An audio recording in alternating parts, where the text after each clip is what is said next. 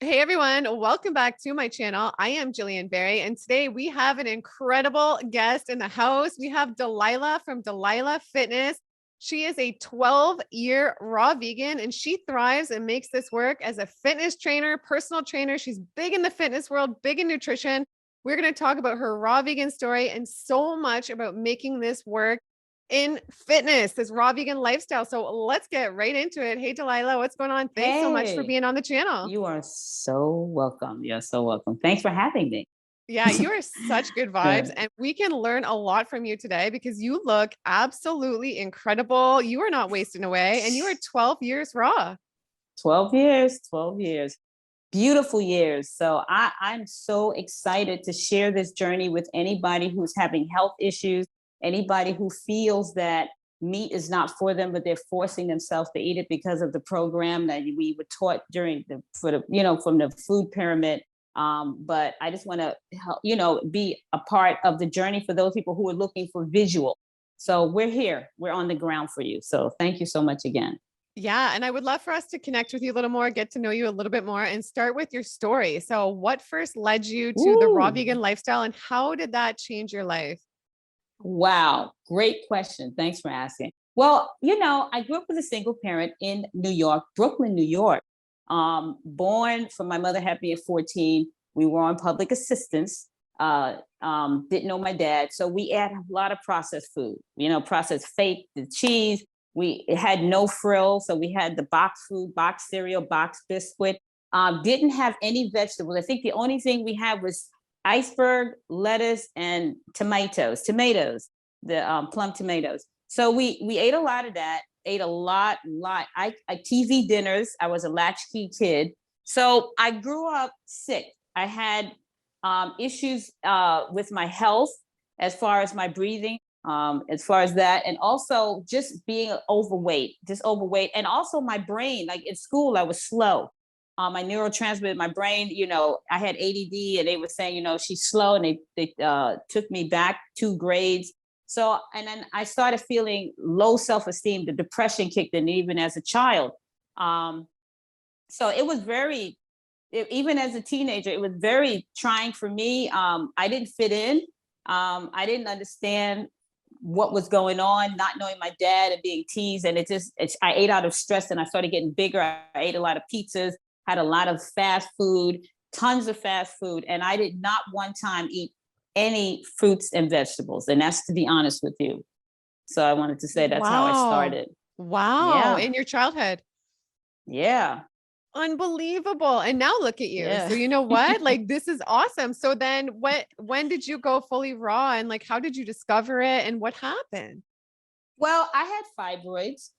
So the fibroids came in, I got to say, because I held on to a lot of anger in my body. I do believe that it's spiritual and mental, that we hold things in our body and us on a cellular level. The eating of the processed food just fed that vibe. So I was getting sicker and sicker. Um, my immune system was shot. I had a lot of acid in I was getting sick and overweight. I was breaking out as far as, on my face, lethargic at 18, couldn't go up the stairs. I was overweight. So I was really in a very bad place. I was not happy, and I was depressed. So I was taking medication, antidepressant medication, because I'm gonna be honest with you, I had thoughts of suicide. I was constantly depressed, and also living in the States. The days were shorter, the darkness in the wintertime, the winter affected me. So between the cold weather and the food comforted me, it was a numbing mechanism, a numbing device for me. So for me not to feel or not to even deal with my emotions, I just kept eating just to block it, to numb it out. The dopamine, the food was just like a high. It was a drug. So that's what happened to fibroids. And I got the big fibroids in my gut. And the doctor said, well, you know what? We're going to have to cut it out. And we may have to remove your uterus. Big. And I cried because I was like, God, I know I don't ask for a lot of favors, but I need you. I need help. And my sister was a raw vegan. She's the one that kept telling me, but I kept not listening because I just didn't think the food tastes good. I'm gonna just say it. And I was like, I don't think I can live. Yeah, I don't think I can live off of that. I said, that's not enough for me because I'm coming from a place of eating pizzas and burgers. And I'm going out with my friends with, we're having after 5, we have the cocktails, a happy hour. I was thinking about my social life. I was thinking about, watermelon fruit. Well, how am I going to get full of that? But she said, you're dying. You're dying. Then it started. I had tumors and everything in my my ab area. And I, at this point, had to make a life decision. I had to say to myself, and I also had to give up. If I was going to go this route, I was going to have to give up my so-called friends. I was going to have, because I knew once I went this way, they would kind of cut me off. You know what I mean? Because food is social. When we go for happy hour and we go because we want to bond through alcohol or through food. We didn't know any other way, So I had to really make a decision. And so my sister cried. She held my stomach one day and she just cried because it was so hard. And so she said, why don't I want to help you? So when she said that, she said, I love you and I care and I want to help you. Now, I've had friends that was around me for what I could do for them, or we go out, we have a drink, kick back. I got the tab. What do you want? But I noticed when I started changing, it was a different story. But my sister loved me enough to pull me and help me. And I heard her cry when she cried and held my stomach and say, I don't want to lose you. So that was emotional. That was very, very emotional for me because I never knew what love was until she said, I love you and I want to help you. So Wow. that was deep. Yeah, she really woke me up. It was something bigger than the physical. She pierced through my soul and she got me out. She pulled me up from a dark place, mentally, physically, and spiritually. So it was Gives very me emotional. goosebumps. Yeah, Wow. it does me too, because I remember when I was there. So we did the raw foods thing, but she was like, you have to get out of this environment. It's stressful. So we end up relocating to Belize, and it was a community in Belize. So we hooked up with them, but then we end up realizing it was a cult. So we end up going on our own, and we've been here for 6 years. But to make a long story short, thanks to her, she taught me how to make the food. She's a chef.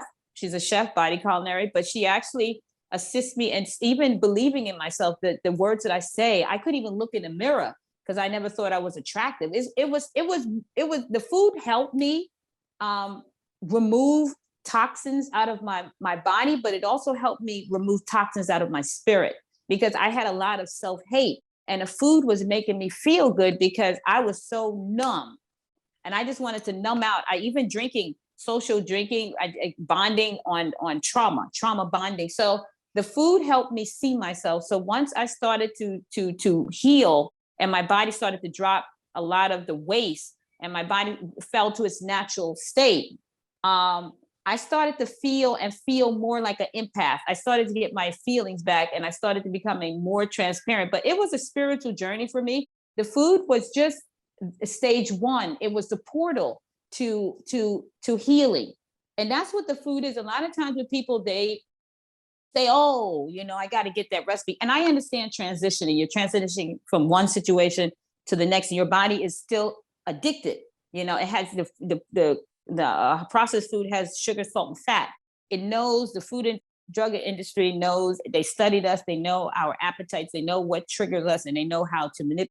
Studies. They know, and they're doing their job. But for me, once I removed myself, and my sister she's a chef. She started making the food, and the food was delicious. So a lot of the recipes in my book I got from her. So, and then I started to really understand what she was sharing with me because I was so closed and I was so much in pain that the pain of childhood trauma was running the show. So it's not until I made peace with that and I had to see a therapist, there's nothing wrong with that I started to really see the why.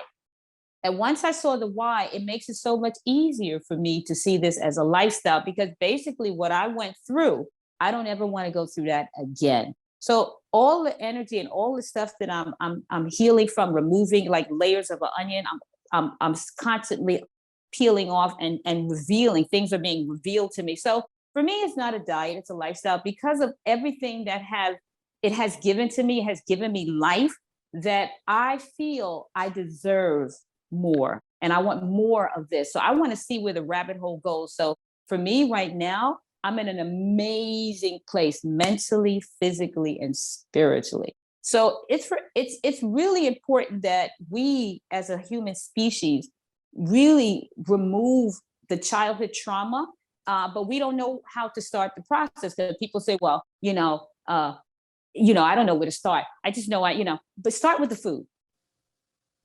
Start with the food, because what happens, we tell people what they should be doing. Oh, you shouldn't be eating that, and you shouldn't be eating that.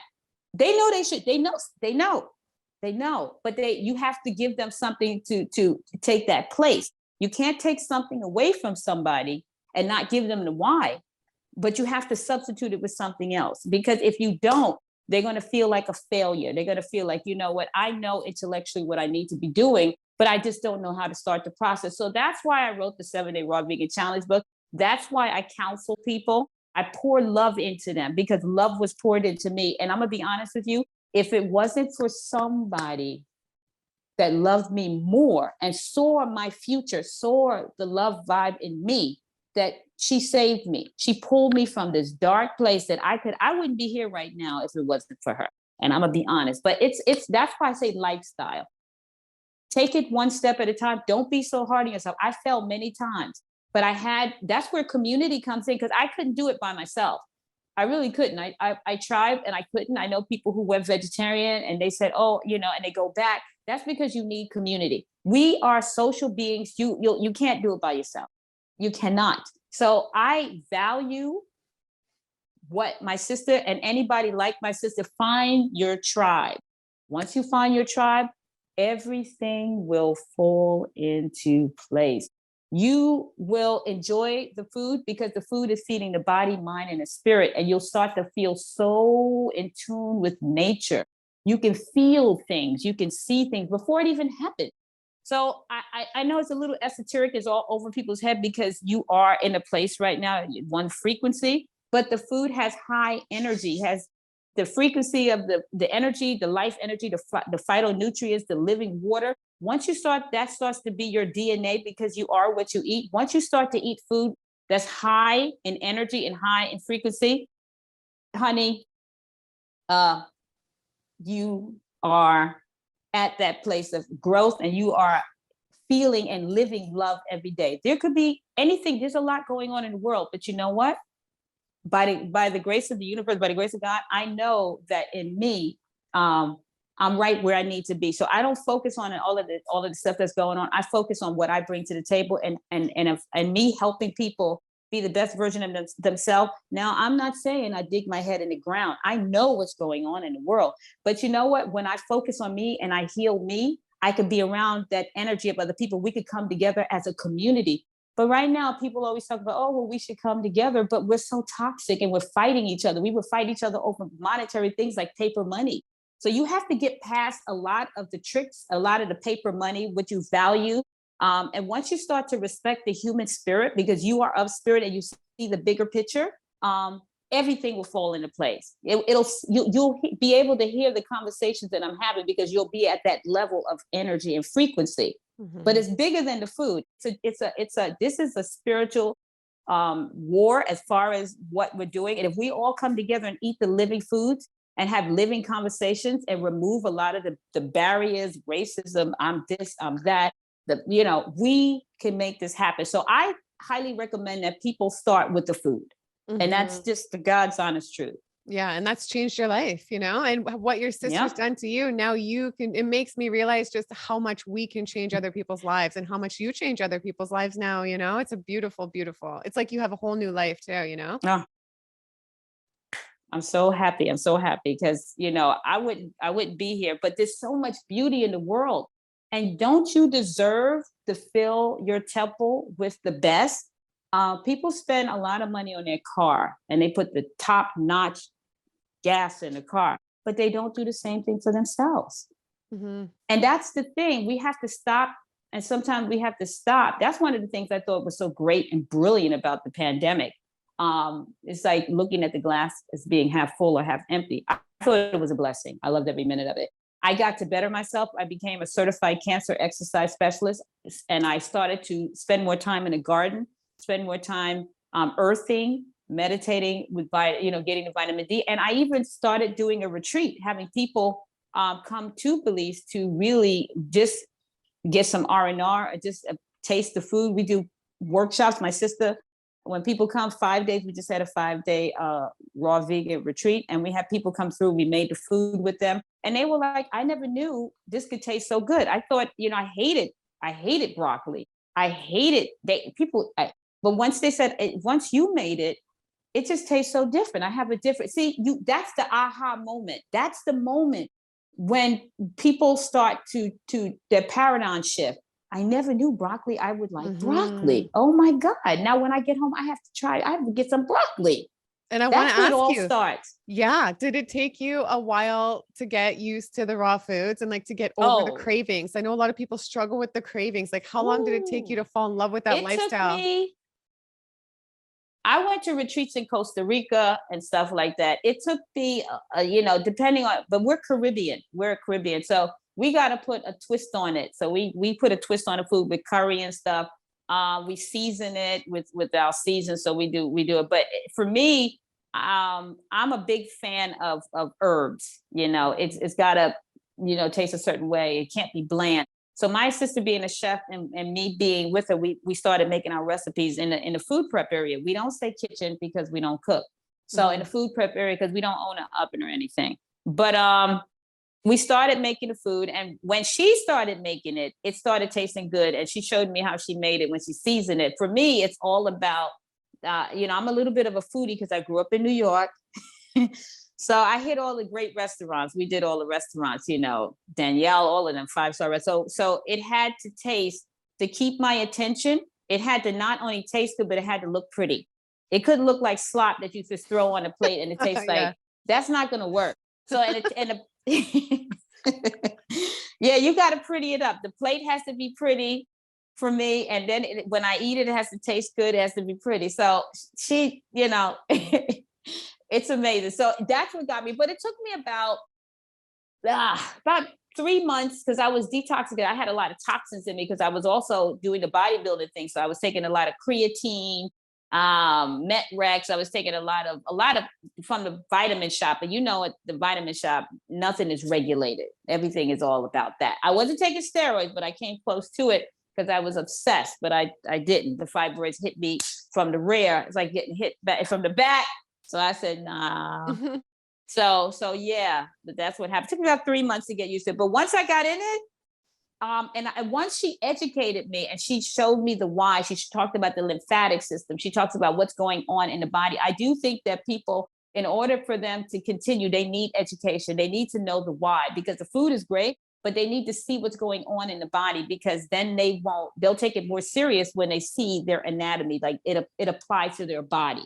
What I mean? So, and why do you think it works for some people and then for others it doesn't? Like some people maybe raw look healthier than others. Like, and why do you think you're able to make it work? I think I'm able to make it work because it's a spiritual thing for me. And I'm 56 and I'm taking my life serious. I don't want to take medication. I know people my age that are taking 12 to 15 pills a day. That also there, and the food, when you eat the food, like inflammation increases depression. So due to the food that people are eating and the body being acidy as opposed to alkaline, all of that's cholesterol. The body makes its own cholesterol, but when you keep eating that kind of food, it's making you sicker. And so being a person who wants to live on this planet for a long time, I plan on living past 100, and I plan on, enjoying my life. I go hiking. I go, I could walk around. I'm 56, but I'm living my best life ever. I want to be able to live and not be in a home. I don't want to take for granted my body, because I enjoy life. I'm going to Bora Bora. We're traveling to Thailand. Now, I got to tell you, a lot of people, and I'm gonna be honest with you, that I know have liver cirrhosis, because I'm 17 years clean from drinking and smoking marijuana. I used to be doing that. I was going to ask you about that. Yeah. So, yeah.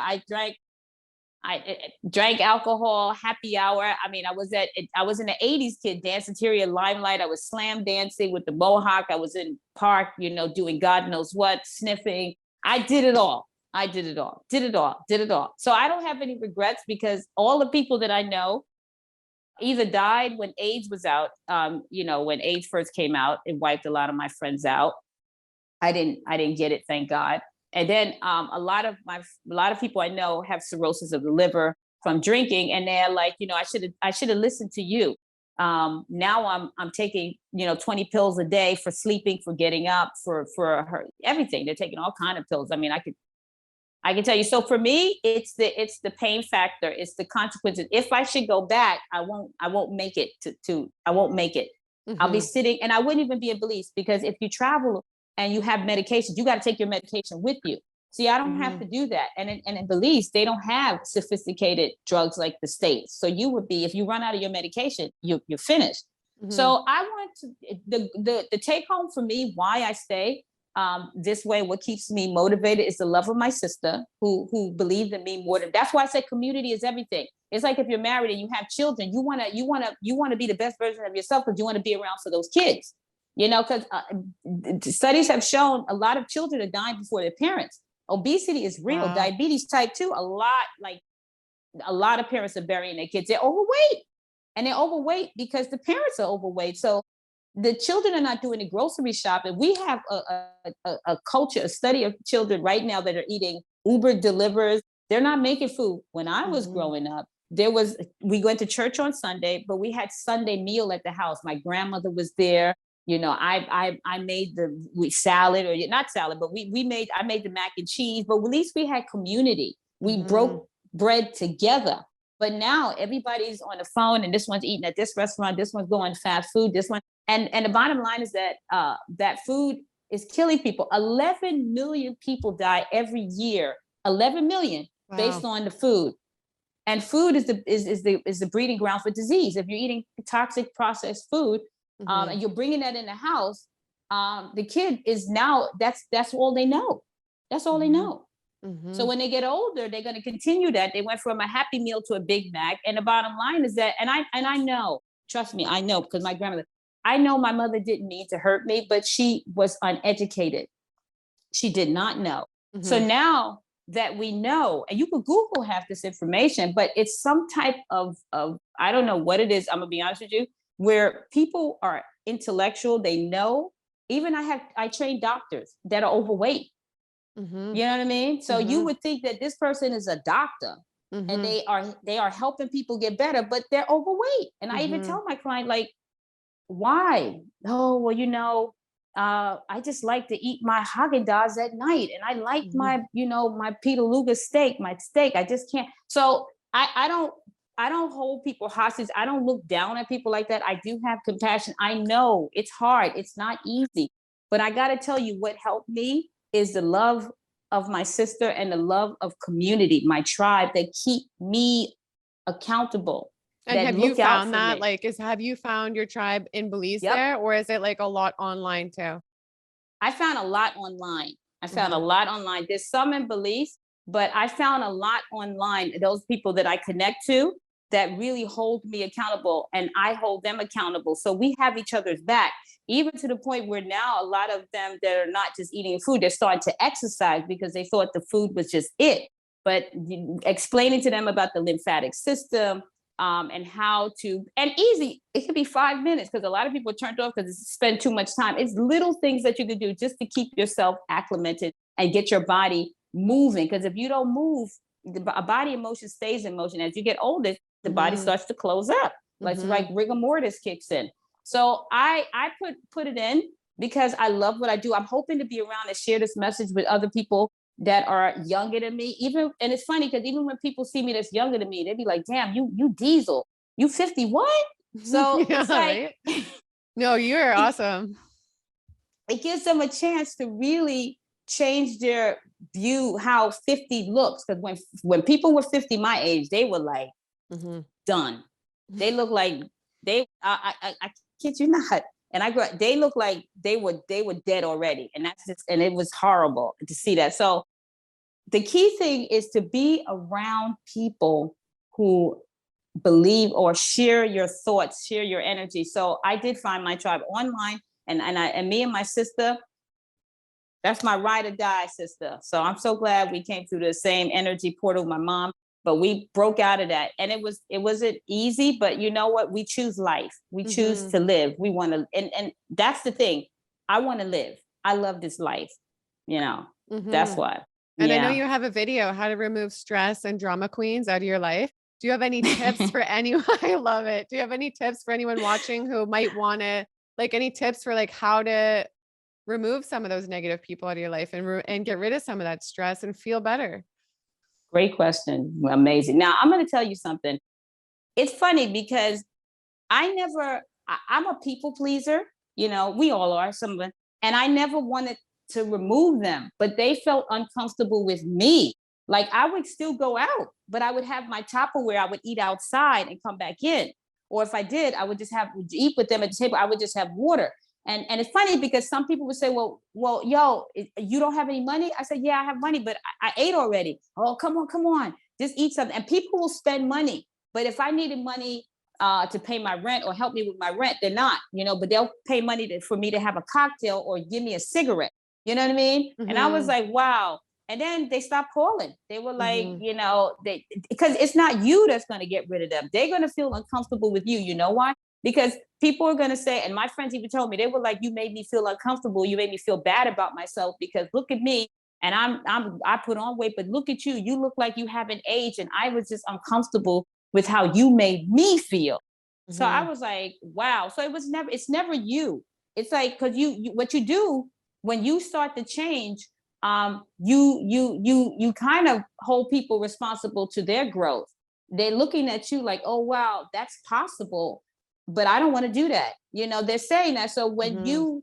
people start to feel uncomfortable with you, they cut you off. So that's what happened. So 10 years later, I had a couple of them come back 10 years later and ask me for juice recipes. And I told them, I can give you a juice recipe. There's millions of juice recipes, but your colon has so much debris and gook on it that you wouldn't be getting the full benefit. So you would have to clean that out so you could absorb it. Oh, I don't, that's too much work for me. I got this, it's all kind of excuses. So, Mhm. I got new friends. They're always, the older friends they always have my number. But see, now I'm at a point where you don't have access to me like that anymore. We're friends, but access denied because now I have to protect my energy. You know what I'm Mhm. saying? Energy is real because I could love you from a distance, but if you're being self-destructive towards yourself, I have to ask myself, I've invested in this. I spent years and years of going through this and being open to receive growth and receive it. But for me to go back, like casting my pearls among swine, and to go back, why would I go back? There's a new day. Sometimes, and even with family members, sometimes you have to let people go, and it's like you for your mental health and because then it would only pull me back to the. They're not trying to go where I'm going, so I don't take it personal. I take it as at the crossroads. We Mhm. met for a certain reason and a certain time, and it was amazing. It was beautiful, but I'm not that person anymore. So even the conversations that you try to have with people from your past and you change, it's not going to be the same. So I don't want to waste my energy in a place and put myself in a space where I'm not receiving anything. I want to be around things where I'm growing, where I'm in a room taking and absorbing information because you being the only one in the room giving, that's Mhm. weary on you. So your energy, and I think we underestimate energy because if we're eating high energy frequency food and then we're going out into low frequency, giving it out, who's sourcing you? So we're giving it. Then you become depleted, resentful, and then all of that good energy and all of that stuff that you went through, for what? So for Mhm. me, it's not a negative thing because even being in relationships, I've had many relationships in my lifetime at 56 that we're not together, but we don't dislike each other. But Mhm. you know what? Love is knowing when to let go. And I Mhm. surrender and I let go. So I love myself. And in order for me to give love to other people, I have to give that to myself first. You can't give what you don't have. Mhm. Well said. So it sounds like to me Mm-hmm. too, like you don't miss the old lifestyle, miss the drinking, No. miss the friends, miss the food. Because I know a lot of people, if they're wrapped up in all that right now, it can be hard to think like my life can be good without the alcohol, without these friends, without these Mm-hmm. connections, without these foods. So you do feel like you don't miss any of that? And do you feel like you're bored? I know a lot of people think, oh, maybe the raw foods are boring. You're just eating a salad every day. Like, what are your thoughts on all of that? You're not eating. I don't know if anybody saw my recipe, my raw vegan book. You should get it. Somebody should get it. Guys, get it because it's not like the food is boring. I have zucchini noodles with marinara sauce. I have the tacos with the purple cabbage, which is a cruciferous vegetable which fights cancer. I have foods that, and I'm gonna be honest with you, I don't miss it because my food tastes better. I'm in love with my food. I'm in love with the preparation of the food. I'm in love with cutting it, the vegetables. I'm in love with the process. And you Mhm. know what? I'm gonna tell you something. I do meditation, but when you're cutting your food and you're touching your food and you're washing it and the water's touching your hand, we don't really value what we have until we lose it. That's just that to me is an enigma. It's not until Mhm. you lose it that you start to reminisce on what you had. So I'm living in the present moment. I'm not living in the past. I'm living like even when it's a meditation for me to wash my dishes, I feel the water, spend some time just being still and just Mhm. feel the water touching your hands. Imagine water touching your hands and you're washing the dishes and you feel the water and you cleaning the dishes. It's a spiritual journey. So I don't underestimate life. Everything that happens, I don't take it for granted. I think we take things for granted. Like I said, until we lose it. So for me, I can never get bored of the food. I can never get bored of the process. And when I transition out of this avatar, I will have no regrets because I spent time with people that I love. I spend time with my sister every day. We see each other. We big up each other. We spend time in the garden. We spend time helping and we help other people in the community. There's some Mayan kids that don't even have shoes. We give Mhm. them what we have. We teach them how to grow food because let's just say we don't know what the food situation anywhere, but we learn and we love each other and we grow. So I have a community of people that come in the garden and we grow food. We got kale, we got some broccoli, we got bananas. I got some soursop trees for cancer. We got some coconut trees. So you know what it is, love. I'm too busy to be bored. Mhm. Let me tell you something. Having a garden and growing food, you don't even and being bored is a luxury. That means you got a lot of time on your hands where Mhm. you're idle. Mhm. uh Go to a community garden and you know what you do if you're too bored. There's a lot of children on the planet that need help with their homework. Go and volunteer, do Mhm. something. Great Don't And points. when you start, yeah, and when you start to give back to other people, you will get something back when you give back instead of take because take you, me, mine, me. That's why you're bored because of your mentality. If you shift your mentality, your paradigm, and you start giving to other people, you will start to see the world differently. Mhm. And don't you feel like these foods, they just naturally shift you to that and they make Oh, you of naturally course. just like almost effortlessly more of that? And more loving and more Mhm. compassion, not only to other, but to myself because, and I'm no better than anybody I'm talking to because left up to that device in my subconscious mind, if I'm not present, I can go right back to that. If I have to circle myself around people that hold me accountable, also I have to be present, living in the now. Because the minute I start reminiscing on, drinking alcohol, oh yeah, we used to go here and drink. This was my favorite drink. Mhm. It's taken me someplace. So I acknowledge it and I pull myself back. You know Mhm. what I mean? I pull myself back by going into the garden, by watering the plants. I hug plants. I talk to the plants, and I'm in a different space and place in my life. I am. Let me tell you something. My mother was going to have an abortion. She was going to, and she told me a long time ago. She said, "I was going to have an abortion with you." Wow. Yeah, she was 14 when she had me by a married Wow. man, and she Wow. said I was in an abortion clinic, 1966. She was in an abortion clinic and some woman, and I'm not, saying to each his own, but for some uncanny reason, some woman spoke to her and said, uh, why are you okay? And she said, yeah. And she said, well, what are you here for? My mother said, she was 14. She said, I don't know what to do. And so the woman said, can I talk to you outside? So the woman and her are best friends still up today, but the woman helped raise me.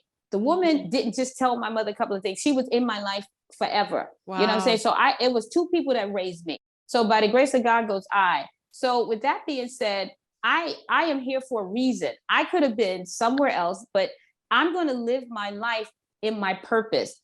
This Mhm. is my mission. This is something that I believe it has saved me many a time from fibroids. It has saved me when I detoured and took the alcohol routine and smoking marijuana and going out clubbing.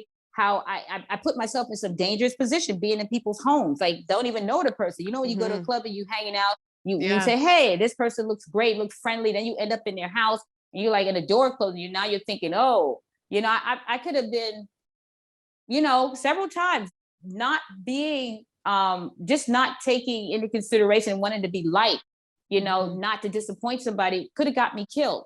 So I have dodged the bullet so many times. So it's a reason why I'm here, and I'm not going to fight it anymore. I'm just going to surrender to the mission, and I'm going to stay on that trajectory and it feels great. It Hmm. feels like I'm really living in my purpose. So I don't know if there's a afterlife or whatever, but I feel like I'm doing what I'm born to do, so I could get to the next level of growth. So I'm going to Hmm. stay on this because it feels right. And the bottom line is that people are starting to create that buzz. There's something happening in the world. There's a lot going on, and now people are starting to have these conversations. So if my life could help somebody else in a positive way, then I've lived. I have no regrets when I lay down and take my last breath, because I will gladly say thank you, thank you, thank you for this journey. Amazing. Well said. I love your Hmm. story. And do you feel happier on the raw foods than you Oh did my before? God. Yeah. I feel so happy and I feel so full.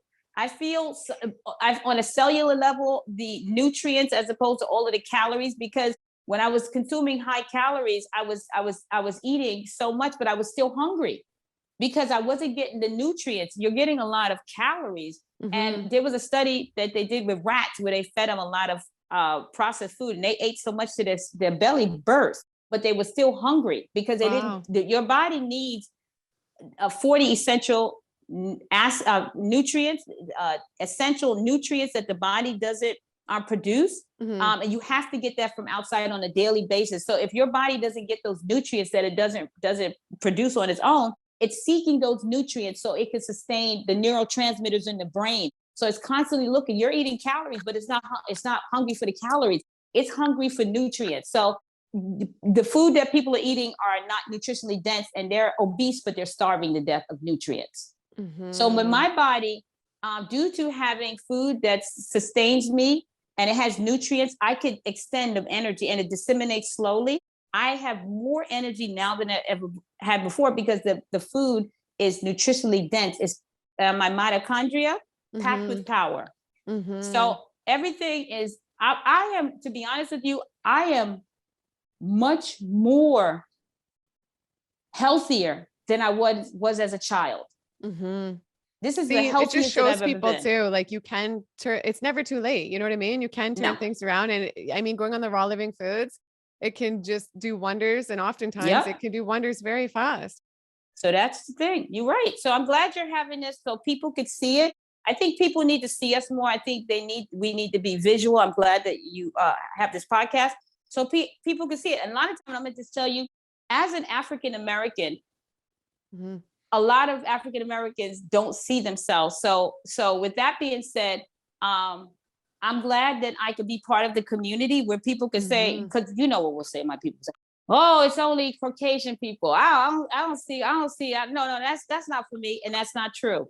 The bottom line is that we have a tendency to make excuses when we don't want to do things. But yeah, it's for everybody. Everybody can do it. There's everybody doing it of every race. Hmm.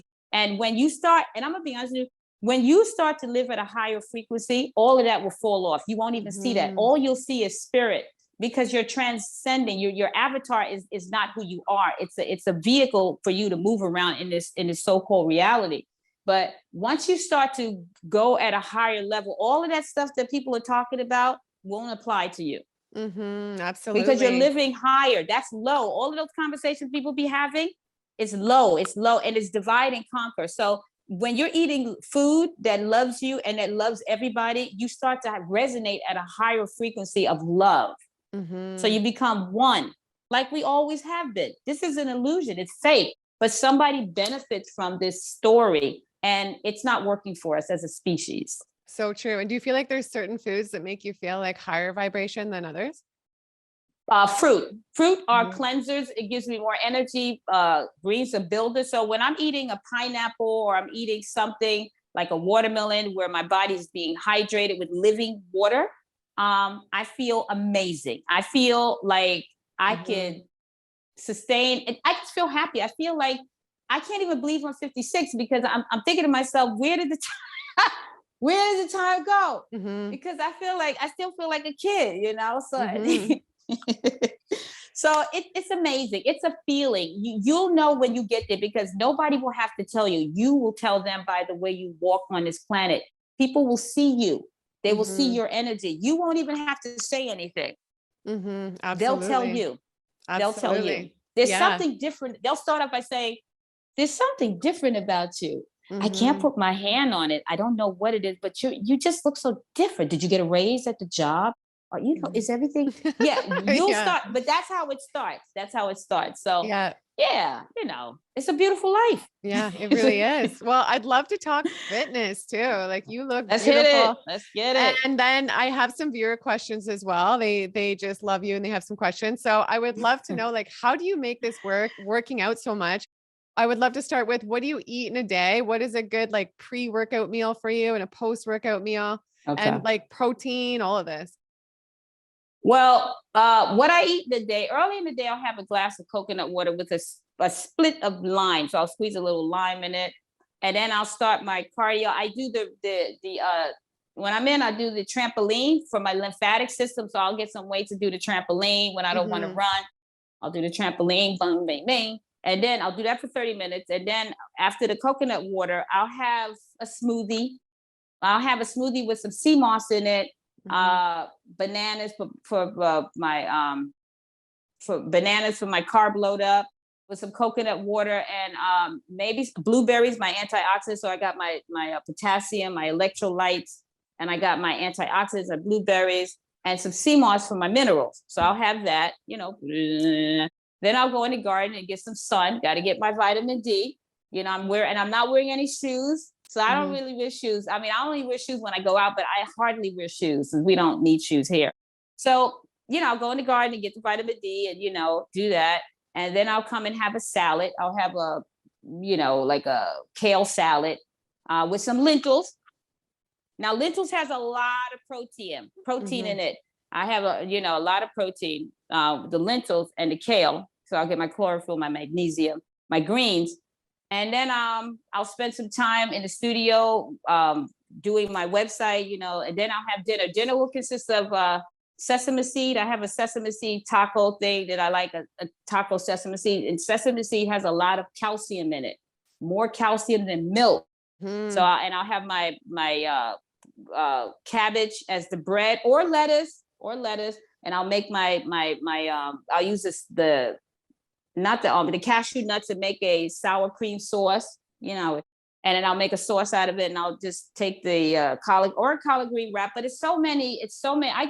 My food is so good that I look forward to eating my own food and making it. It's the cleaning that gets me. It's the cleaning of the Vitamix and stuff. But otherwise than that, all is good. But Mhm. basic day, coconut water. Then I'll have a smoothie after working out. Then I'll have a salad in the middle of the day, and then at night I'll have a tacos or pasta, zucchini pasta with marinara sauce, or raw vegan lasagna. We'll do that. But that's basically what I eat. Pretty much, Mhm. and it works for me. There are days when I may have just two meals because my body's not hungry, so I really listen to my body. But it fluctuates on a day where I'm hungry, I'll eat like 3 or 4 meals, but then there are days when I eat 1 or 2 meals, or I'll do a mono meal. You know what I Mhm. mean? So I listen to my body. I'm not really there's no absolute. You got to listen to your body. Listen to because your body knows what it needs, and I just listen to the boss. So if my body says I need some chlorophyll, I need some salad, I'm feeling savory, and I say, Mhm. okay, let me make you a salad. And if she Mhm. says, hey, I need something sweet, I have cacao, or I'll put some cacao inside of my shake instead of the sea moss and make like a chocolate shake. Mhm. And if I want ice cream, I'll make nice cream. I'll take the frozen banana in the Vitamix, Mhm. and that's I'll Yeah. put some blue. but pretty much, yeah, I kind of eat what, and I listen to my body. But as far as working out, which is my favorite thing to do, you have to, and I'm just going to say it, a lot of people, it's consistency. There is no Mhm. magic wand. And it's not even for me, because there are days when I wake up and I don't want to work out. I'll be honest. But I do it, and I drag myself out of bed some days. And once I get into it and I start working out, then I'm like, okay, my adrenal and my glands, everything, my dopamine start kicking in. And I'm like, okay, I'm almost to the middle, I'm almost to the end of it. And I'm like, woo. But then days when I don't feel like working out and I finish working, I'm like, thank God, I feel so much better and I feel more Mhm. productive in my work. I get a lot done, as Mhm. opposed to like, if I don't work out, I feel sluggish. I It feel like, just and then it yeah, does go so ahead. much for your mental health too. It just does so much Woo! for everything. Yeah. And it makes me accountable to myself. It makes me say, if I say to myself, hey, Delilah, you said you was going to do 3 days this week. If I don't do what I said I was going to do, I feel depressed. I feel Mhm. like I let myself down, that I said I was going to do something and I didn't do it. That bothers me. And I'm like, man, how is that showing up in other areas of my life? See, that's Mhm. what it is. It's the working out. Everything that you do piggybacks on other things. It's like it manifests in other areas of your life. So if I, hypothetically speaking, said I was going to work out 3 times a week, and this has been going on for a month, and I just did one, maybe zero, that's how I show up in life. Mhm. I don't keep my word to myself, so I can't keep my word to you, because Mhm. I can't even do it for me. So for me, it's a relationship holding me accountable to my word. If I could give my word to me, you can trust me, because if I said I'm going to do something, I'm going to do it. Mhm. And did you work out before you were raw? And how do your workouts compare, like your energy levels and Ooh, things big like that? Because I difference. think some people think, oh, I wouldn't have enough energy if I'm working out raw. I have more energy now than I'm raw than I did when I was eating the bodybuilder 6 meals a day. I was eating the egg white, removing the yolk. I had the grilled chicken, or the rotisserie chicken, or the steamed Mhm. chicken with Mhm. some steamed broccoli, and I had baked potatoes. But it was so heavy. And I'm gonna be honest with you. When you stop eating cooked food, the life energy in the food was not potent. It wasn't. Mhm. It didn't. When I was working out, I got bigger because of inflammation and swelling. You're gonna get the inflammation because you swollen with a lot of the stuff in your body. But when I was working out, eating that type of food, I always felt like I was carrying a lot of weight. First of all, I felt uncomfortable because I was hitting 140, 150 bigger in muscles. And walking down the street with, it was just uncomfortable. So for me, working out was great. It was okay. But if I could compare the two, um, I feel like my body's much more healthier. I'm much more functional training, that my body works as a team. Like I'm in a place, a space of acceptance and love. Also, you have to ask yourself when you're working out and why you're doing that. You have to ask yourself the why. I'm gonna tell you why I was doing that. Now, I grew up in Brooklyn and the Bronx, where it was shootouts. It was, and I had to prove myself so I didn't get robbed. So I kept thinking, if I get bigger and bigger, and guys used to be like, yo, you are so diesel, I wouldn't even mess with you. And that was cool because I was young and I didn't want to get beat up and stuff like that. So I did it because all for superficial reasons. I enjoyed it, but I got bigger and bigger because I was scared, and it would fend people off. But you know what? Fear no longer runs my life. Love does. So I love what I do. You have to love it, and you Mhm. have to. You have to. And we've been programmed. You have to. When you eat the food, you're going to start to redefine your own life. You're going to have your own why, and no one can take you away from that. So I do it because I love myself. I love my temple. I love this avatar. I want to make sure my lymphatic system is working. I want to keep my word to myself.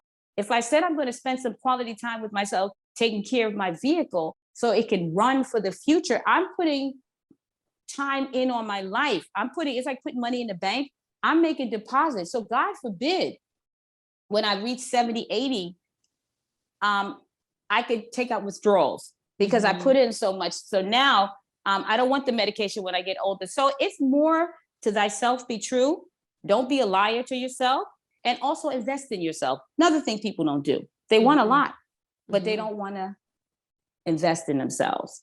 So when Mhm. people show you who they are, how they show up, believe them. Because if this person hasn't invested in themselves and they don't love themselves enough to take care of their vehicle, how are they going to love you? Because a lot of times people say, oh, well, I didn't see him. I didn't see it. You did see it, but you refused to acknowledge it because you was on the same trajectory. And it's not until one person starts to wake up and realize that I don't want this anymore. That's when you change. You change Wow. because you see, it's all, baby, listen, it's bigger. This journey that we're on is bigger than you think it is. We're just dealing with it's small, but this journey it's so much components to it. We're just dealing with one. Once you master this, you get to the next level. You know what I'm saying? So it's all about to thyself be true. It's showing you who you are. And a lot of times, I'm going to be honest with you, people play the victim role. Oh, they didn't hire me because I'm just that. No, they didn't hire you because you wasn't professional. They didn't hire you because you're not showing up for yourself. You're not committed. You're not healthy. And I'm gonna be honest with you. I'm gonna just say it. I'm a stickler for how you take care of your avatar. If you can't even commit and be responsible for what goes into your mouth, and you're making choices that's unhealthy for you, why would I want to get with you? Because either you're going to pull me up or you're going to bring me down. So I personally, and it's not being superficial or body shaming, because at the end of the day, I'm 56, right? If I pick somebody and I give them a pass and their health is not that great, that's going to pull me down, because then I'm going to have to be their home attendant. If they're going that trajectory, they're going to try to manipulate me to get down there, and I'm not going to do that. So I'm a stickler on things, and I watch how people move. Sometimes I won't say anything to you because I'm watching you, but the way you treat yourself is the way you show up in the world. And I expect better for myself. I want better for myself. Before I leave this avatar, I want to experience everything that the world has to offer. Everything, traveling. I want to experience, good conversations with good people. I want to see the 7 wonders of the world, and I want to be healthy enough to see it. Absolutely. So it's all about loving yourself. It's all about not just saying you love yourself, putting that words into action, actually being responsible. That's what it boils down to. So with that being said, it is for me a spiritual journey. The beginning stages was the food, but now the food has taken on another life form that is taking me to another place. That's been the same with me. Well, I'm wondering with the fitness, I know a lot of people who are raw vegans, and then they get big into cycling, or they get big into working out at the gym, and then they're just like, I can't do it anymore, and they go back to cooked food. Like many times they stay vegan, they'll stay cooked vegan. They'll be like, I needed the rice, the potatoes, like the heavier stuff Right. in order to maintain those workouts. So do you have any tips for people like that? And what do you suggest to your clients? Like, how can people make that work and stay on track with raw? Is there a way for people to do it? And well, obviously, because you do it, right? Yeah, there's a way for people to do it. Like I said, first and foremost, you have to have your community. Even if you're married, I have a community on my website where people share their consumption, what they've eaten. They take pictures of it, and we support each other. Like I said, if I didn't have anybody around me that supported me, I would easily, at this point, I can't even say that would be a lie. I won't fall back, because I know myself, and I'm committed to this journey, and it's bigger than me. But what I can say for people like that, if you need support, reach out, invest in yourself. I'm here. Barry's here. We're here to help you. And a lot of times what happens with people is that they don't, again, it goes back to the person. They don't invest in themselves, and then they sabotage themselves and be around people who are not like-minded. You know what I mean? If you say you want change or you want to stay on this trajectory, then it is possible. We have the internet. You got me, you got you got, seek those people out. And the bottom line is that think about the bigger picture. Think about, okay, I'm 30 now, but it's like investing in stock and investing in insurance policy. See yourself as an insurance policy. Okay, I'm 30 now, and I'm in decent shape, but I'm going to be 50, 60 one day. How you want to play that out? Reverse it. Okay, this is what I have to do, and this is how I have to invest. So when I get 60, this is how I'm going to look, because you're not going to be young forever. I think people have a tendency to take it for granted, and then at the end of the day, they end up sabotaging themselves. So the company that you keep, the conversation that you have, the food that you go in your body, and also don't be afraid to be by yourself. Mm-hmm. Mm-hmm. I said it. Mm-hmm. I said it. I said it. Yeah. Don't be afraid to be by yourself, because when I stopped drinking and doing all that stuff, I was by myself. It was only my sister at this point, but I didn't have no friends. So what I did was read a book. I spent time, anything that I wanted to do that I kept saying I don't have time for, since nobody was calling, my phone wasn't ringing. And when I did call people, they didn't pick up. They sort of call ID. They just left it alone. So Mm-hmm. I started reading books. I started taking courses online. I started, investigated, traveling by myself and seeing other spaces. There's so much that you can do.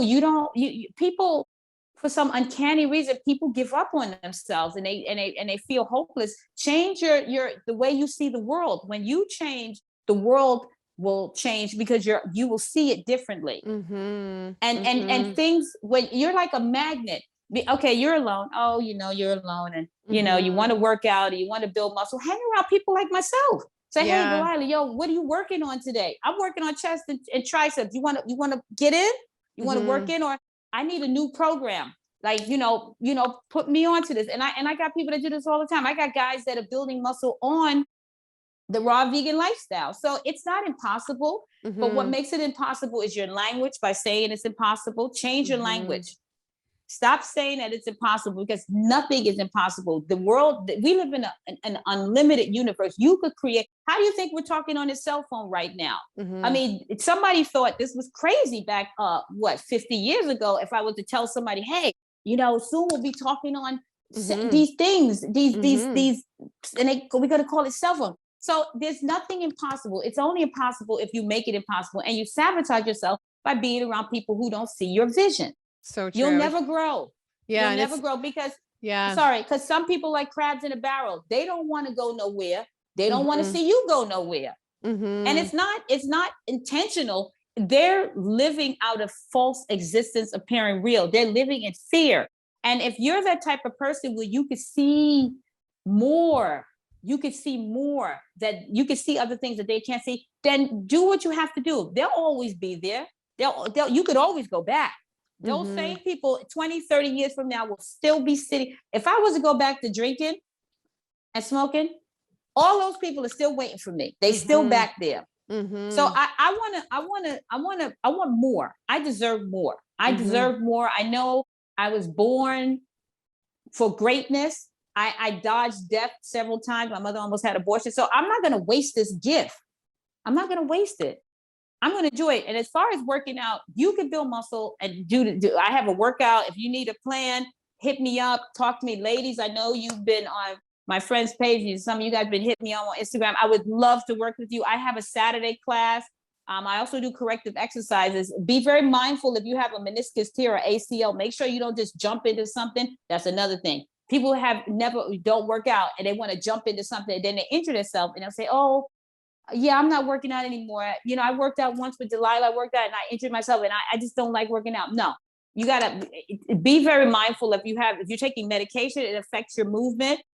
Certain things you did in the past, if you had surgery, all of that. I always have people fill out a health screen, because I don't want you to say you hurt yourself on my watch, because that's not going to happen. So you have to, it's a way to do things so we can get the results that you need. And I guarantee results. So, we're going to do it the right way. We're going to do it the right way. Yeah. Well, I'd love to get through some viewer questions if you still have some time. Go ahead. Yeah. And they have lots of fitness stuff too. So Raw Vibe said, I'm interested in learning about Delilah's training and eating routine, if and how she dealt with menopause issues like weight gain, assuming she is of menopausal age. Not sure. She looks great.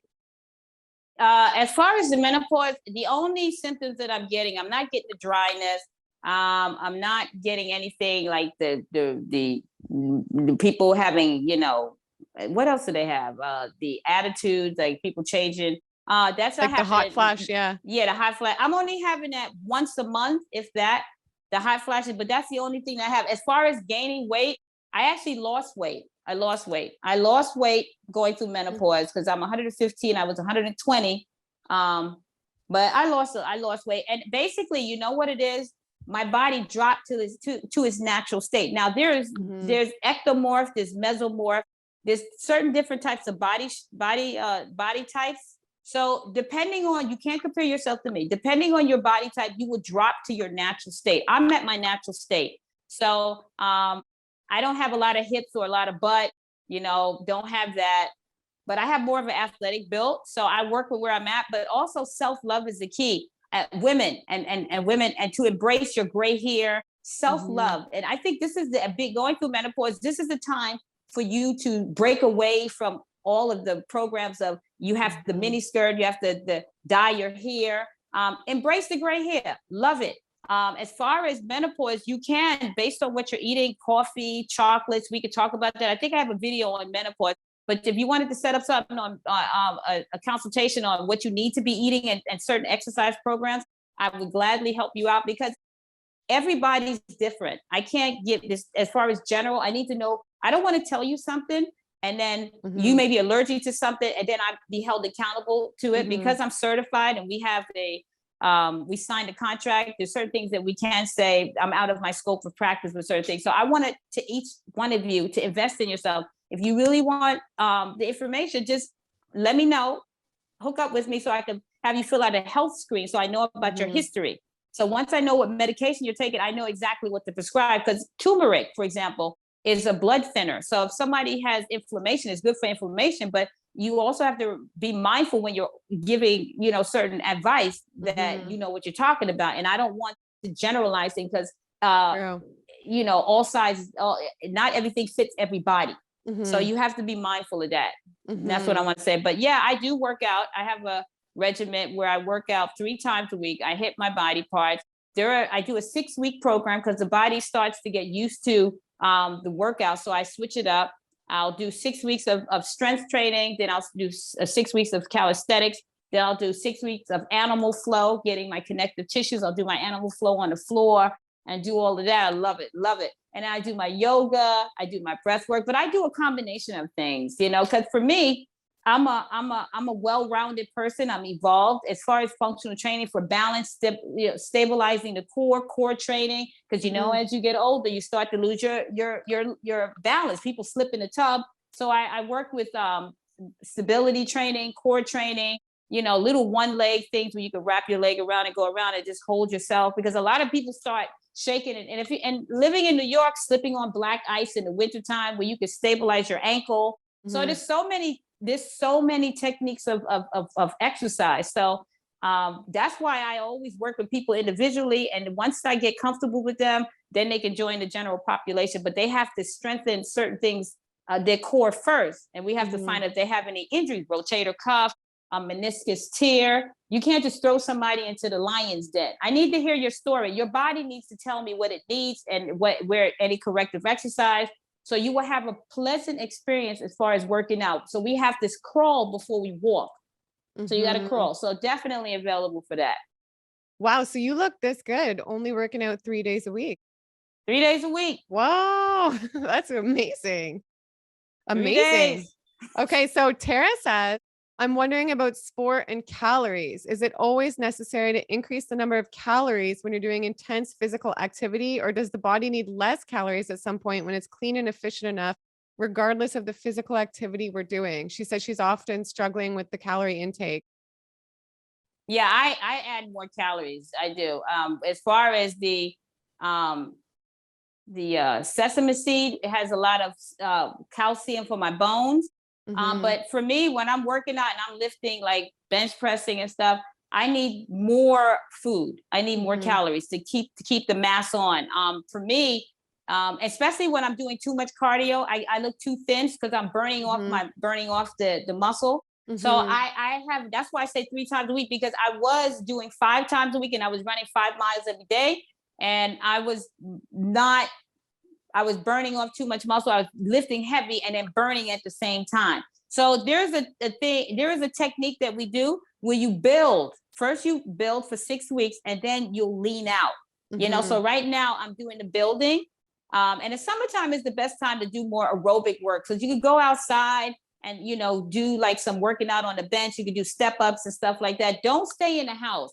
And I highly recommend, and I've been working at gyms for years, I highly recommend that you get out and change up your workout, because it'll change your mind. And because sometimes if you go to the gym and it's the same thing all the time, you've been doing it for like at the gym, and you got to do this, that, go apply that to outside. Go to the park and do your chair dips. Go do squats on the chair. Do something, because when wintertime comes and you stuck in the house, at least you can say, oh, I missed the gym. I've been working outside, and your body will change. And then when you get back to the gym, you'll be excited to go to the gym. But I always find it interesting when people and it's gorgeous outside, and you could try new exercises and hit different muscles and, explore, because you're as strong as your weakest muscle. Do your rotator cuffs, because some people don't focus on their rotator cuff as opposed to just doing the bigger muscles. So that's how people get injured. So spend some time doing some yoga. Go outside and people underestimate the range of motion bodybuilders do. That's why they're so stiff. They're not fluent like gymnasts, like guys who do gymnastics. Beautiful body. Gymnastics are gorgeous because they have that range of motion where they can stretch. Bodybuilders are always so big. When you lift the weights, you get so stiff. Even the women, they get stiff. But the body has so much. We have 3 components to fitness. You have flexibility, you have cardiovascular, and you have resistance training. Now you could do that outside. And I'm a big fan of breaking tradition, of really going out there and do some animal flow, like some animal flow or some capoeira. Just move. You want the body to be like a dancer. You don't want to be so, we know you got muscles. We see you. We see you. we see you. Yeah, because a lot of times when you're not flexible, when you're not flexible, you end up tearing something. So you want flexibility is important. And so you should be doing flexibility, stretching. You should be doing your cardiovascular. Now you could do burpees and do both. I do burpees and I'll get it in, do a push-up and then come up, but you can do burpees and you can do 50 of those. I do 3 sets of 50, then I do some pull-ups. I don't really, when it's summertime, I don't kill myself. I wait till the winter to put more mass on, but this is about enjoying life. And that's what people make working out a punishment. Oh, I got to go to the gym. Yeah, I know. Oh, I got to drive there. Oh, I don't have to work. No, you can work out at your house, baby. You can do the burpees. Tons of things you can do. You can explore new options. You don't have to be in prison. That's what makes it so boring. It gets boring. I've been doing it, baby. It gets boring afterwards. I go, okay, I got to slice it up, because if it gets too boring, I'm not going to want to do this. Yeah, I'm going to start missing action. So I give myself new workout programs. I throw a little bit of Pilates in there, without the mat Pilates. But I've been in this for over 30 years. If I was to do the same workout every day and weights every day, I would be done with it. So Pilates, throw some yoga in there, throw some animal flow in there, throw whatever you throw the kitchen sink in there, but do something and make sure it's fun. Belly dancing, pole dancing. Get it in. Don't be one-dimensional. The body has so many facets. You're like a diamond. Shine bright. It's so many facets. Don't limit yourself, because that's where people get turned off. I'm bored. Honey, I did some pole dancing, and pole dancing is not easy. It's not easy. I did some belly dancing. I got my hips. You got to do everything. I love it. Yeah, absolutely. I love it. Yeah, you got to love it. I love it. So Kat said, do you have any tips for getting back into working out? Easy, effective exercises, and also any easy raw food tips for satiating meals that can cut the cravings? Okay, so number 1 is the workout. How to get back into it smoothly is to make sure that you are injury free. That's the first thing. If you have any injuries, I highly recommend that you deal with that first. If you have a knee issue, don't do squats. Do knee raises on the floor until you build up the muscles around the knee. It's almost like you have to do physical therapy. You have to strengthen the muscle around the injured area and get some blood flow to that. So depending on what your level of fitness is, if you're a neophyte, I would say walk around the block, enjoy some cardio, strengthen your heart, and do little things around the house. Get a chair and do some chair squats. So you're going to tap the chair and come up. So you get a chair, because what I do with my clients that are getting back into it, everybody said they can squat. But a lot of times when I see people loading up and they're bringing their knees over their toes, that's why I have people do the chair. Sit in the chair and stand up. Sit in the chair, because then your biomechanics, you'll get used to your gluteus maximus coming back. Because some people squat like from the front. They do all of that. And when they start putting weight, so start small, but build up to that. So be smart about working out. Be smart. See it as an investment towards your future. But if you have any injuries, work on repairing the injuries so you can get some blood flow around that area, because the blood flow has the nutrients in it and it's the oxygen. If you end up spending so much time doing somebody else's program, and I know people do this, they'll go to the gym and they'll see somebody with a nice body. Oh, she's doing that. And you just start looking at them, then you start copying. That's the wrong thing to do. You need your own program, because she's at another place. You're not there. You're just starting out, and it's going to turn you off if you copy somebody else's program that's not your program and you hurt yourself. Then you're going to be like, I'm just turned off from working out. I just hate it. Well, I hear, and I always end up getting those clients where when I was at Reebok, so what happened? And they'll say, well, you know, I had this trainer had me doing squats, loading up, and I busted up my kneecaps, or they had me no pain, no gain. And a lot of you guys got to get out of that mindset. I'm going to just say it. No pain, no gain. That's so old and dated from the 80s. If you feel pain, and I'm not talking about muscle pain, but a lot of times with some trainers, and I've seen some, and I'm not knocking them. Make sure you get a certified trainer. A lot of them give you their workout. They'll give you what they've been doing or what they did with the next person, that your situation may be different. So make sure you ask a lot of questions, but be gentle on yourself, and make sure you're picking exercise that's appropriate for you.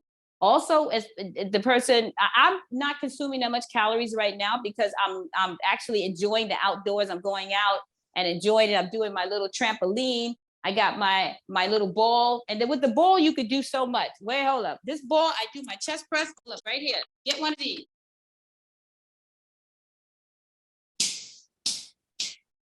Now, I got to tell you, if you don't, when the COVID was here and people could go to the gym, honey, we was doing shoulder presses on this. You could do your chest, shoulder press, side laterals. You could do roll down and do chest press, chest over here.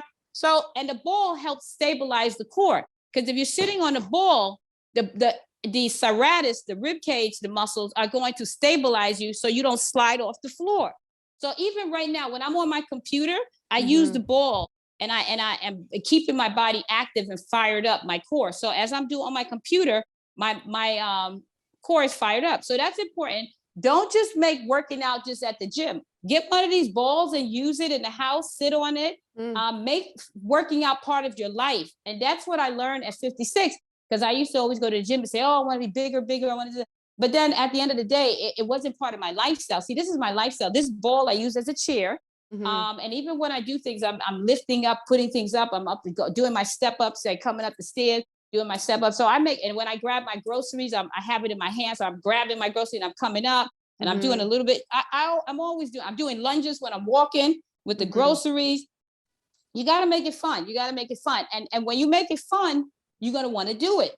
You're going to want to do it. So whatever it is, I can't really say, but what I do for my workout 3 times a week right now, I'll go outside and do some pull-ups. And that's, I hope every woman listen to me. You ladies, you gotta work on your push-ups, and you gotta work on the pull-ups, the back, because women are strong on the bottom. You guys got strong legs, but women don't have strong upper body. And that's something that you need to work on. You have to work on push-ups. If you do the push-ups against the wall, the modified version, till you could come down to the floor and do the second verse of modified version, until you could do a military push-up. But push-ups, women, you don't know. And it also helps out with my breasts. Now, I'm 56. The girls are not what they used to be. It's okay. I love her. And it starts to go down south. Now, if I didn't work my chest and keep the girls up and my back, where I'm not like this. See, I work my back, and see you look at that. Yeah. And I'm not, that's what it's all about, posture. So when you come into a room, people read body language. So I work out to keep, I didn't have a breast lift, but just by my posture alone, it's not sagging down to the ground. It's right here. This is how I naturally stand. So it's all about posture, your spinal cord alignment. Yoga is great at disconnect. If you have a decompress where the disc is pressing on the nerves, that's how people get pinched nerve. So yoga helps decompress the spine. It elongates the spine because the central nervous system is in there. So everything, yoga is amazing. Lifting weights or doing resistance. Now it could also be the band. You don't even have to use weights. You could get the band. You don't even have to go to a gym. Because this is the whole gym. This here with a band, I could do my back when I'm doing my back with the band doing this. Mm-hmm. You know what I mean? So you got it's so many things to do. You don't have to stick with one program. If you've been doing the same program for over 6 years, for 20 years now, because I know people do that because I was at Reebok, you see people doing the same workout for years and their body hasn't True. changed because they've been coming exact time. Boom, hit the treadmill. Same thing they do every day. Some people read the paper on the treadmill, you know. I used to see it at Reebok. They'll read the paper, walking. Now they're not challenging themselves. They're not burning any calories. Their body has plateaued.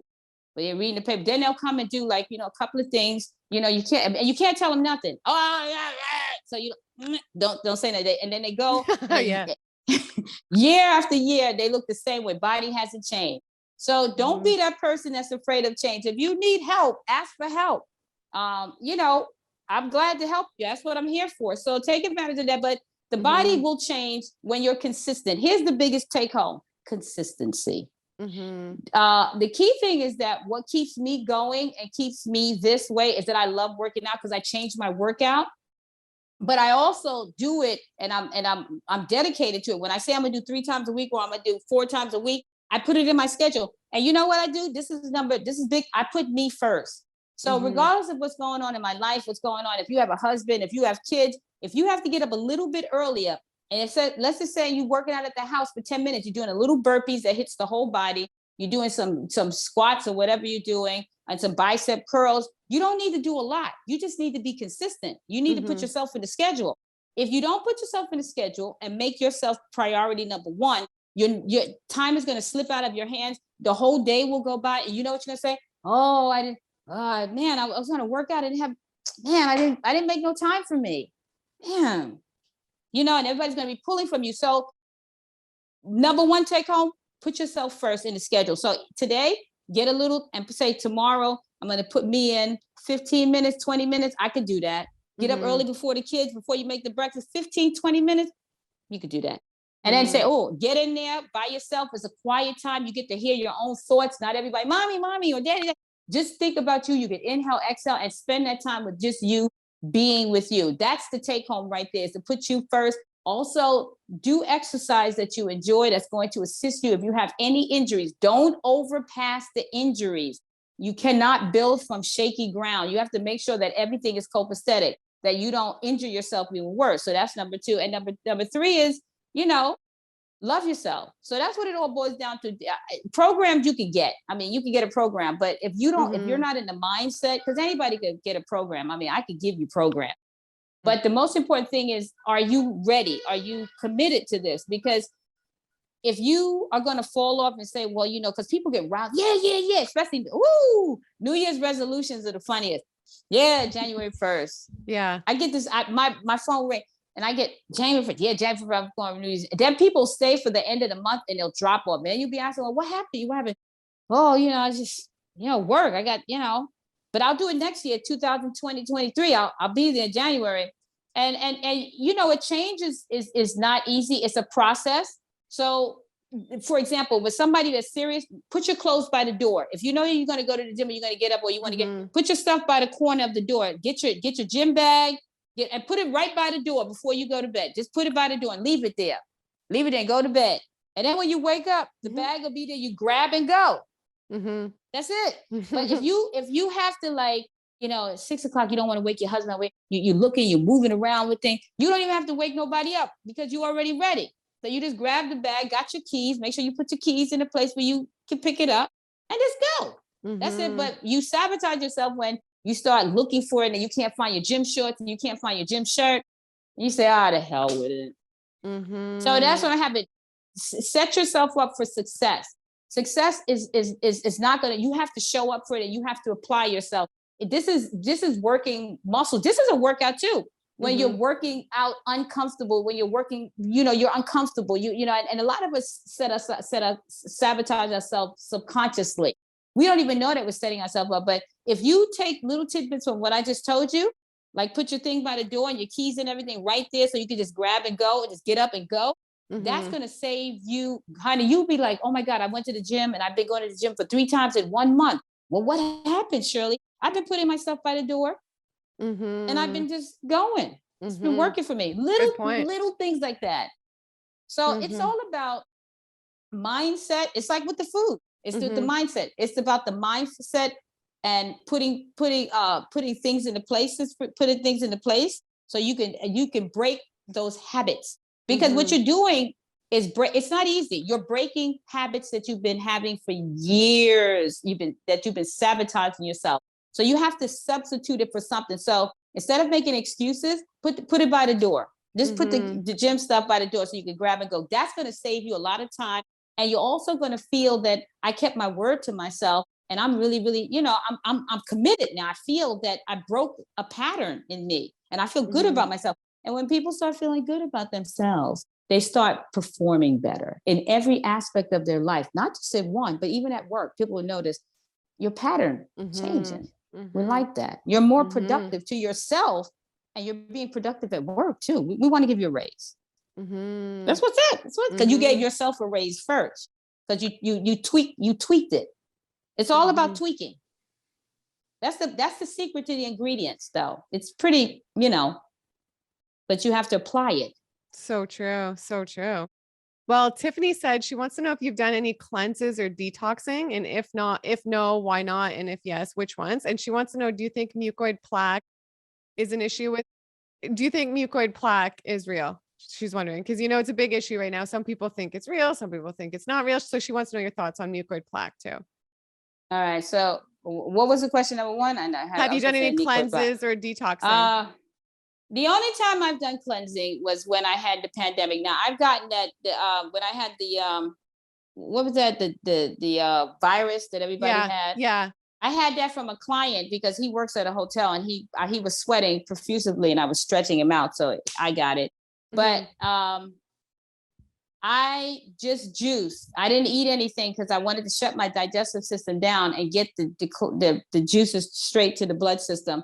And it took me a week, and then I just But I don't really, honestly, I don't really do the whole, like I said, I fast when I was sick, but I don't really like, sometimes, like I said, I'll eat one meal a day. I don't really do the whole, what it is with me.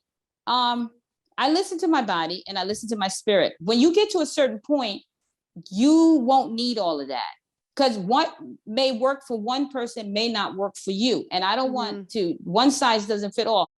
When you start to listen to your journey, like I think we're bombarded with information overload, and people, you got one person will tell you this, another person will tell you that. 1 minute coconut oil is good, the next minute is not. This is superfood, and now you got the lion mushrooms. So I get confused, and sometimes it's too much, and I'm thinking maybe I just got hit that the vinegar is not good for you. The apple cider vinegar is not good because it corrodes.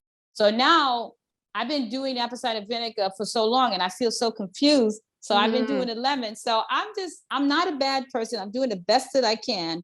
And I'm just going to just process and just be still, because it's for me, it's too much. So what I tend to do is to go in and listen to my body and listen to my heart and see what works for me. Because if you run around here listening to everybody, you're gonna get confused. So here's what I do. I personally don't fast unless I feel that it's bloating. If my body is feeling, my stomach is bloated, that's probably because I'm eating food and I'm not chewing it properly. You know what I mean? And I have something like the digestive system. But as far as me fasting and stuff like that, like no, there are days when I have a mono meal. I'll just have greens because my body needs more chlorophyll. And there are days when I'll just have fruit and I'll mix it up. But as far as oil, I don't eat any oil. I don't coconut oil, no oil. I'll have a handful of nuts for the day. Mhm. That's about it. But I don't. I eat things in moderation, and I eat a lot of different. I don't eat the same. Like I'll have kale, then I'll have collard greens. I don't eat the same greens. I switch it up. So between switching it up and having this a little bit of nuts and stuff like that, no oil. So I'm pretty in that department. My body, what I'm doing with it is working for me. I like the results as far as what my arms look like, my face look like. I'm 56. The menopause is not hitting me as hard as other women. So I feel at this point I'm right where I need to be, but to each his own. And you have to learn through trial and error. But at this point, I don't really do all of that stuff. I just listen to my body. But Mhm. what were you saying about the other one, the neuro, what? You said The that everybody hold on, where is it? plaque. Yeah, she said, well, no, she just said, have you done any detoxes or cleansing? And then the mucoid plaque. Do you think it's real?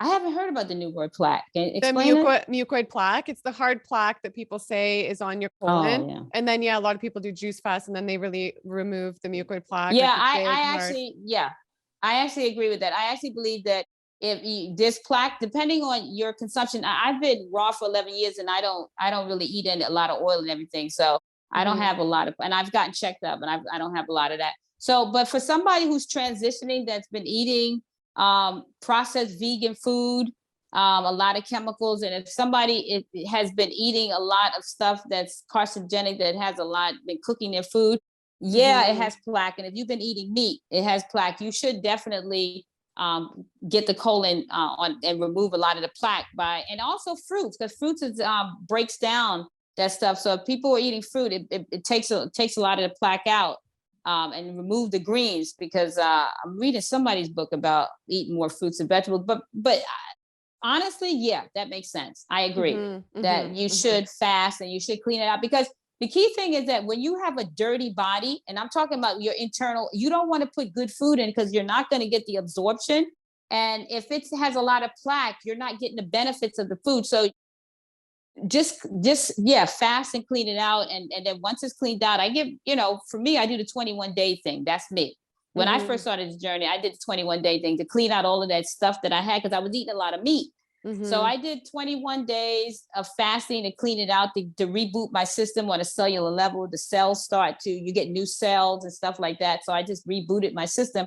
21 days of just juices. And then I went into, after the 21 days, I went to fruit, and then I eased into greens.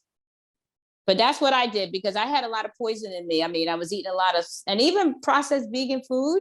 I was eating a lot of soy pizza, Mm. Amy's pizza, the Mhm. burritos. I was eating from the frozen section, the fry pans, a lot of Mhm. burgers and fries. And it was all no meat, but it was so much chemicals in it, because they took the vegetables patties and they processed it to make it into a burger. So Mhm. yeah, I had a lot of black stuff coming out of me. It was a lot of stuff. And you're gonna, Wow. when you start detoxing, it's gonna, a lot is gonna come out in your urine. A lot is gonna come out from your tongue. My tongue was coated all white.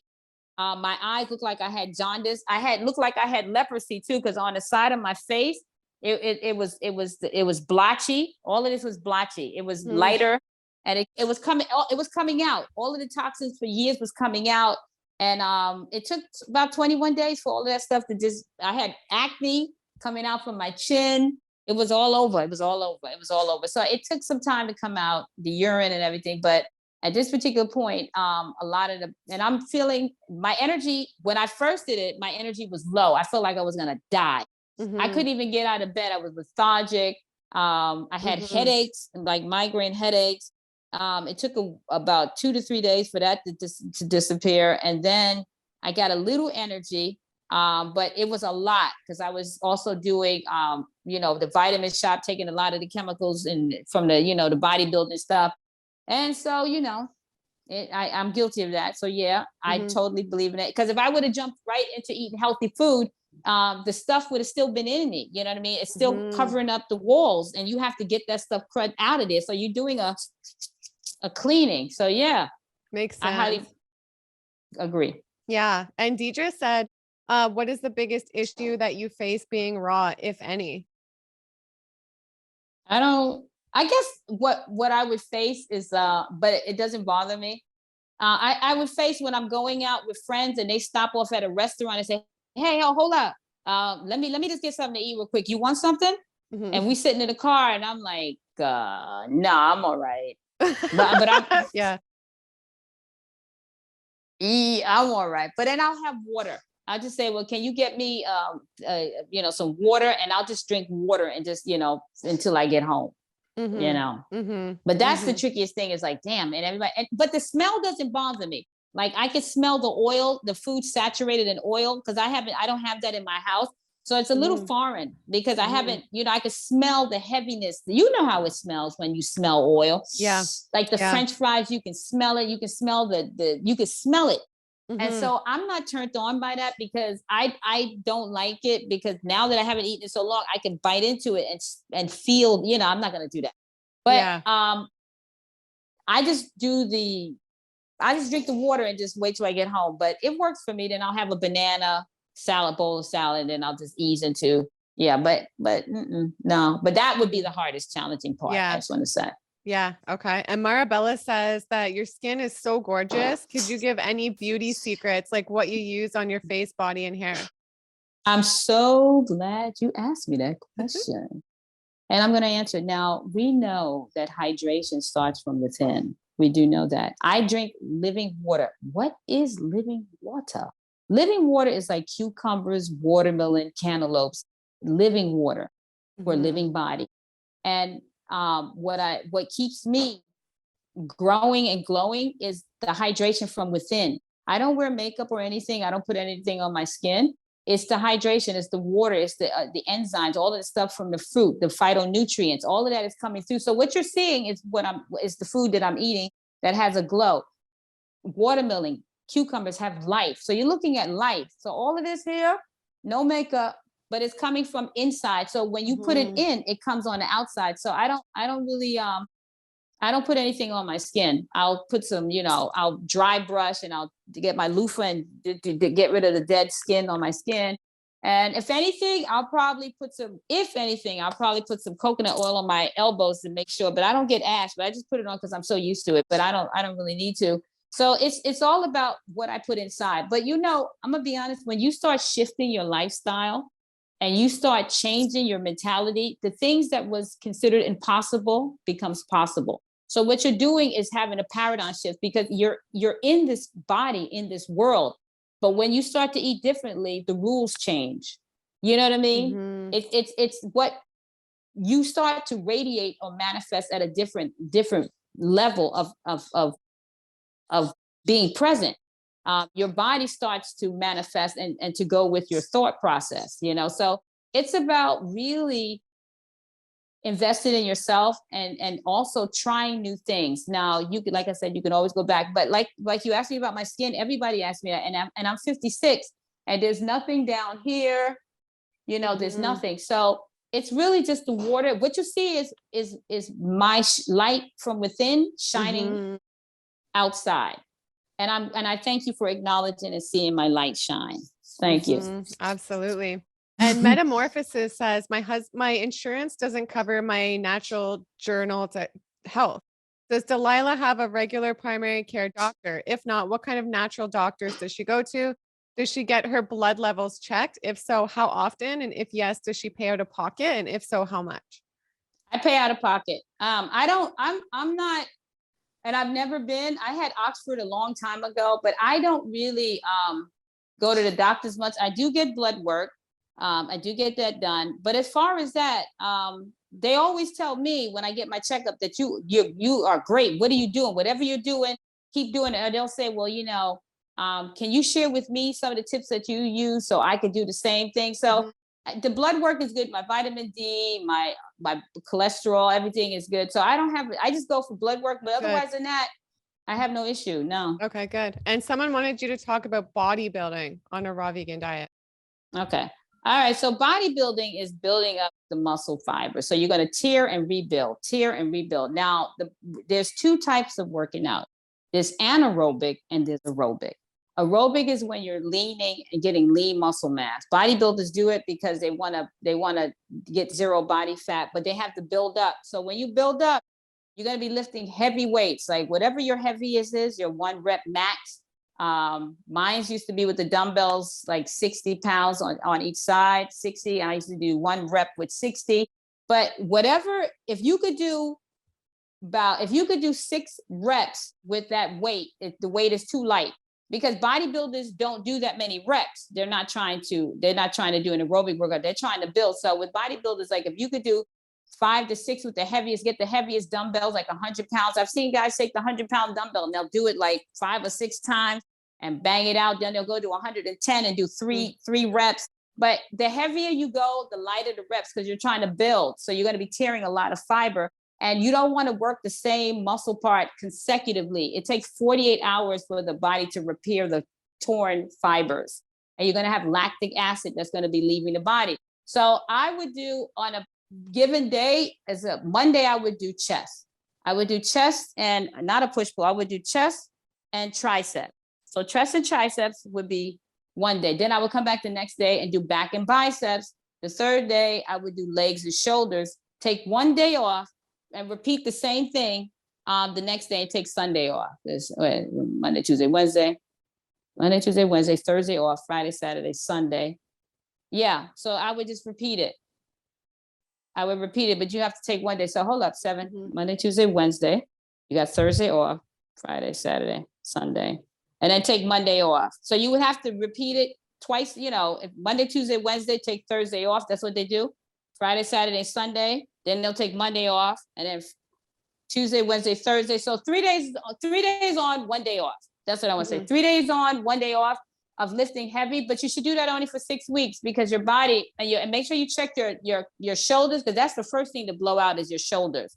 And make sure you're doing rotator cuff exercises because you're strengthening the chest and the shoulders, but you're not strengthening the connective tissues, the rotator cuffs. Make sure you're doing rotator cuff exercises because you don't want to pull. Because I know a lot of guys that are in their 50s, 60s that I was working out with, and they pull their shoulders. Shoulders are jacked up. So make sure you do some rotator cuff. Yeah, that's the first thing to go is your shoulders and your knees. Those are the 2 things to go. So rotator cuff, but I would do 3 day on, 1 day off, and also make a chart, keep a chart of your increasing your muscle fiber and how much weight you're lifting. If it's too light, then take it up a notch. But that's what they do. 3 days on, 1 day off. But it definitely increases the muscle mass. And make sure you're doing your legs too. Guys have a tendency to do upper body and not do legs. And women do legs and not upper body. Women are always doing squat, squat, squat, squat. You have a bigger behind. Women are doing squat, squat, squat. But you got to do your upper body too, ladies. You got to do those push-ups and get those pull-ups. The key thing I would do as women, push-ups, pull-ups, and that's the main thing. Push-up, pull-ups, and squats. Those are big muscles. Your chest is a big muscle. Your back is a big muscle, and your legs. When you do your chest, you hit your triceps and your anterior delt. But it's a key to it. But if you're trying to build less weight, heavy weights, less reps. If you're trying to do an aerobic workout, light weight, and rep it out. Rep it out. Even if you do 20 reps of side laterals, 20, because you're really trying to get the cuts. You're trying to get the cuts. So after you do a building and you're bodybuilders, the bodybuilders start lifting lighter weights so they can get cut up. So when they get on stage, you can see everything. So they're not lifting all heavy all the way through. They stop at a certain point and go into cutting up because you can't build and cut up at the same time. So you got to build first. And then when you're ready to cut up. Get a different program to cut up. But that's how you do it. That's how you do it. But guys, you can build on. You can definitely build. I have guys that I know that are raw vegan and they're big. They're big. So there's no that people telling you that you can't build on raw vegan. They saying that because they're just not interested in being raw. They want to move on, and that's cool. True. Yeah. But don't say something that's not true. That's all. True. Yeah. Well said. Well, it's been so awesome having you on, Delilah. You too. I think you're incredible. I'm really, really awesome.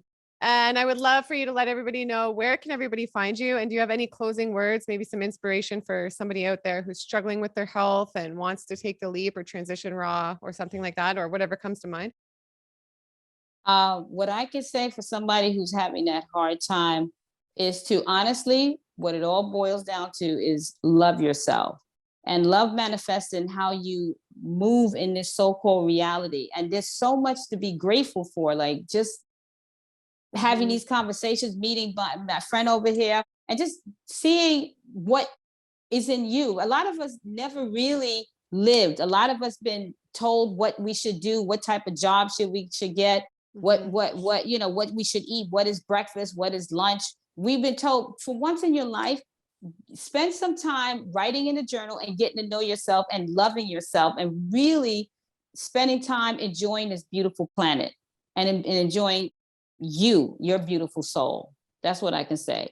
Invest in yourself. Love it. Love it. And where can everybody find you? I'll link everything below Oh, as well. yeah, DelilahFitness.com, or you can reach me on LinkedIn, Delilah Fitness again. So DelilahFitness.com is my website. And I also have my link tree, but I'll send it later. But you can really find me on my website. Everything's on my website, to be honest with Yeah. you. Okay. Yeah. Awesome. Awesome. All right. And to the viewers, I hope you guys enjoyed this. I hope it added some value to your day. If it did, give it a big thumbs up right now. Make sure you subscribe if you don't already, and I'll see you guys in the next video. Bye. Woo, bye.